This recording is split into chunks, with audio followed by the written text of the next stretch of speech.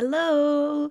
So, what do you think? Are the Eloi really masters, or is there more to the Morlocks and their underground world than we currently know about? Let's read chapter 9 and find out. Enjoy! The Time Machine, an Invention.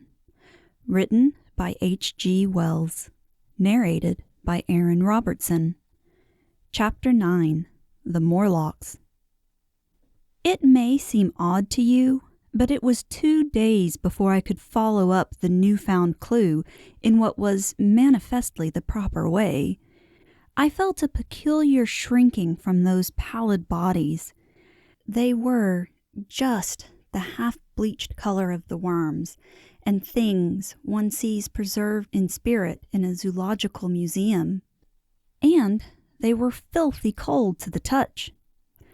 Probably my shrinking was largely due to the sympathetic influence of the Eloi, whose disgust of the Morlocks I now began to appreciate. The next night I did not sleep well. Probably my health was a little disordered. I was oppressed with perplexity and doubt. Once or twice I had a feeling of intense fear for which I could perceive no definite reason. I remember creeping noiselessly into the great hall where the little people were sleeping in the moonlight. That night, Weena was among them and feeling reassured by their presence. It occurred to me, even then, that in the course of a few days the moon must pass through its last quarter and the nights grow dark, when the appearances of these unpleasant creatures from below, these whitened lemurs, this new vermin that had replaced the old, might be more abundant. And on both these days I had the restless feeling of one who shirks an inevitable duty. I felt assured that the time machine was only to be recovered by boldly penetrating these mysteries of underground. Yet I could not face the mystery.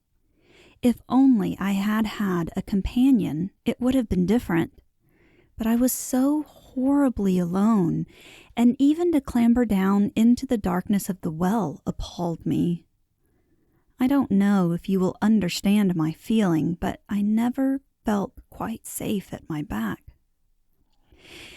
It was this restlessness, this insecurity perhaps, that drove me further and further afield in my exploring expeditions. Going to the southwestwards towards the rising country that is now called Combe Wood, I observed far off in the direction of 19th century Banstead a vast green structure, different in character from any I had hitherto seen.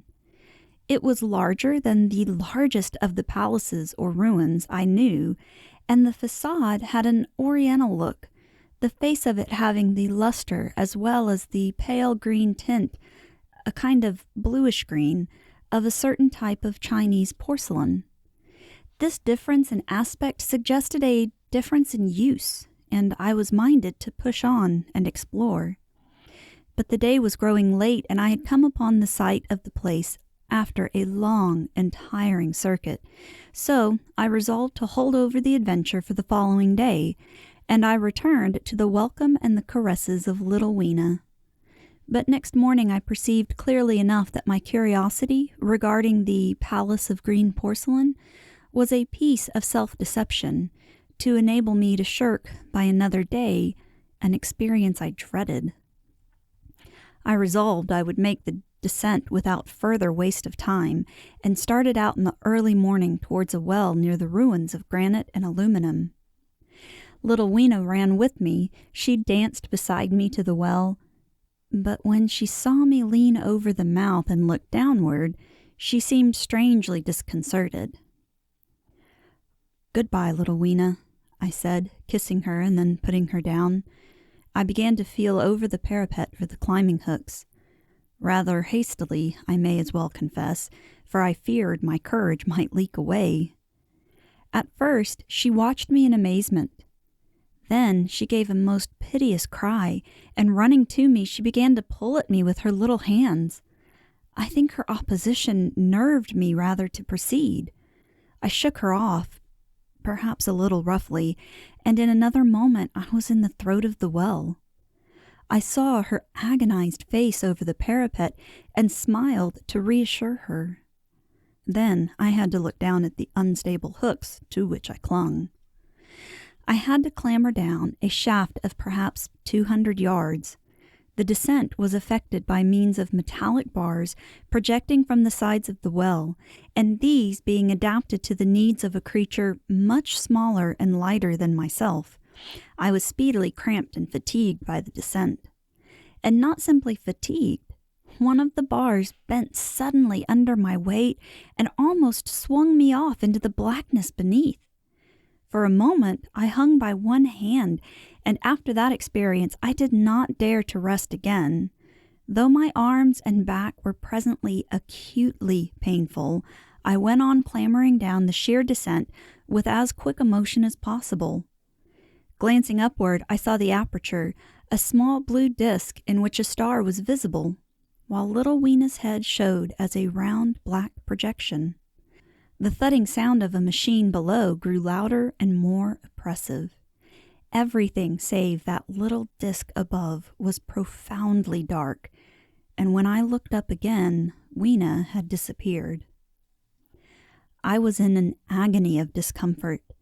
I had some thought of trying to go up the shaft again and leave the underworld alone. But even while I turned this over in my mind, I continued to descend. At last, with intense relief, I saw dimly coming up, a foot to the right of me, a slender loophole in the wall. Swinging myself in, I found it was the aperture of a narrow horizontal tunnel in which I could lie down and rest. It was not too soon. My arms ached, my back was cramped, and I was trembling with the prolonged terror of a fall.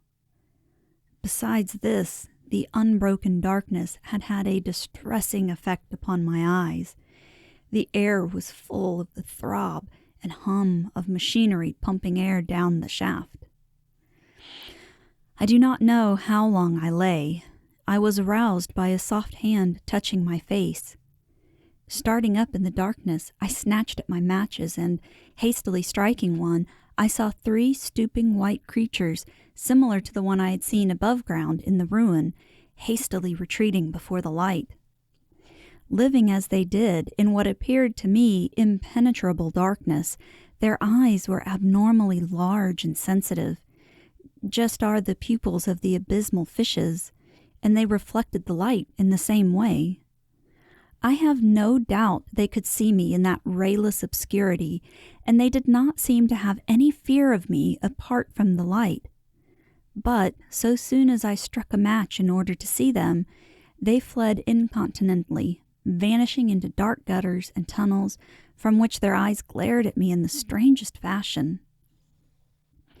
I tried to call to them, but the language they had was apparently different from that of the overworld people, so that I was left to my own unaided efforts, and the thought of flight before exploration was even then in my mind.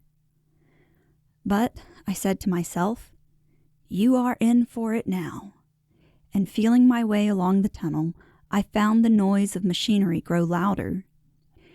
Presently, the walls fell away from me, and I came to a large open space, and, striking another match, saw that I had entered a vast arched cavern, which stretched into utter darkness beyond the range of my light. The view I had of it was as much as one could see in the burning of a match. Necessarily, my memory is vague. Great shapes like big machines rose out of the dimness and cast grotesque black shadows, in which dim spectral Morlocks sheltered from the glare. The place, by the by, was very stuffy and oppressive, and the faint halitus of freshly shed blood was in the air. Some way down the central vista was a little table of white metal, laid with what seemed a meal. The Morlocks, at any rate, were carnivorous. Even at the time, I remember wondering what large animal could have survived to furnish the red joint I saw. It was all very indistinct, the heavy smell, the big unmeaning shapes, the obscene figures lurking in the shadows, and only waiting for the darkness to come at me again. Then the match burnt down and stung my fingers and fell, a wriggling red spot in the blackness. I have thought since how particularly ill-equipped I was for such an experience. When I had started with the time machine, I had started with the absurd assumption that the men of the future would certainly be infinitely ahead of ourselves in all their appliances. I had come without arms, without medicine, without anything to smoke. At times I missed tobacco frightfully, even without enough matches. If only I had thought of a Kodak, I could have flashed that glimpse of the underworld in a second and examined it at leisure. But as it was, I stood there with only the weapons and the powers that nature had endowed me with, hands, feet, and teeth. These and 4 safety matches that still remained to me. I was afraid to push my way in among all this machinery in the dark, and it was only with my last glimpse of light I discovered that my store of matches had run low. It had never occurred to me until that moment that there was any need to economize them, and I had wasted almost half the box in astonishing the overworlders to whom fire was a novelty. Now, as I say, I had 4 left, and while I stood in the dark, a hand touched mine. Lank fingers came feeling over my face, and I was sensible of a peculiar, unpleasant odor. I fancied I'd heard the breathing of a crowd of those dreadful little beings about me. I felt the box of matches in my hand being gently disengaged, and other hands behind me plucking at my clothing. The sense of these unseen creatures examining me was indescribably unpleasant. The sudden realization of my ignorance of their ways of thinking and doing came home to me very vividly in the darkness. I shouted at them as loud as I could. They started away, and then I could feel them approaching me again. They clutched at me more boldly, whispering odd sounds to each other. I shivered violently and shouted again, rather discordantly. This time they were not so seriously alarmed, and they made a queer laughing noise as they came back at me. I will confess I was horribly frightened. I determined to strike another match and escape under the protection of its glare. I did so, and eking out the flicker with a scrap of paper from my pocket, I made good my retreat to the narrow tunnel. But I had scarce entered this when my light was blown out, and in the blackness I could hear the Morlocks rustling like wind among leaves, and pattering like the rain as they hurried after me. In a moment I was clutched by several hands, and there was no mistaking that they were trying to haul me back. I struck another light and waved it in their dazzled faces. You can scarce imagine how nauseatingly inhuman they looked, those pale, chinless faces and great, lidless, pinkish-gray eyes, as they stared in their blindness and bewilderment. But I did not stay to look, I promise you. I retreated again, and when my second match had ended, I struck my third. It had almost burnt through when I reached the opening into the shaft. I lay down on the edge, for the throb of the great pump below made me giddy. Then I felt sideways for the projecting hooks, and, as I did so, my feet were grasped from behind, and I was violently tugged backward. I lit my last match, and it incontinently went out. But I had my hand on the climbing bars now, and kicking violently, I disengaged myself from the clutches of the Morlocks and was speedily clambering up the shaft while they stayed peering and blinking up at me. All but one little wretch who followed me for some way and well nigh secured my boot as a trophy. That climb seemed interminable to me. With the last 20 or 30 feet of it, a deadly nausea came upon me. I had the greatest difficulty in keeping my hold. The last few yards were a frightful struggle against this faintness. Several times my head swam, and I felt all the sensations of falling. At last, however, I got over the well mouth, somehow, and staggered out of the ruin into the blinding sunlight. I fell upon my face. Even the soil smelt sweet and clean. Then I remember Weena kissing my hands and ears and the voices of others among the Eloi. Then, for a time, I was insensible. Wow, so the Morlocks are creepy, to say the least. I wonder what's going to happen next, and if we'll get any more clues to actually who is the master of whom in the next chapter.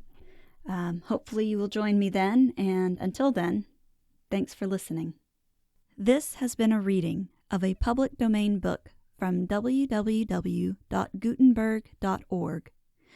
For more information about the narrator, visit www.erin-robertson.com or find her on Facebook at Narrated by Erin Robertson. Don't forget to hit the subscribe button.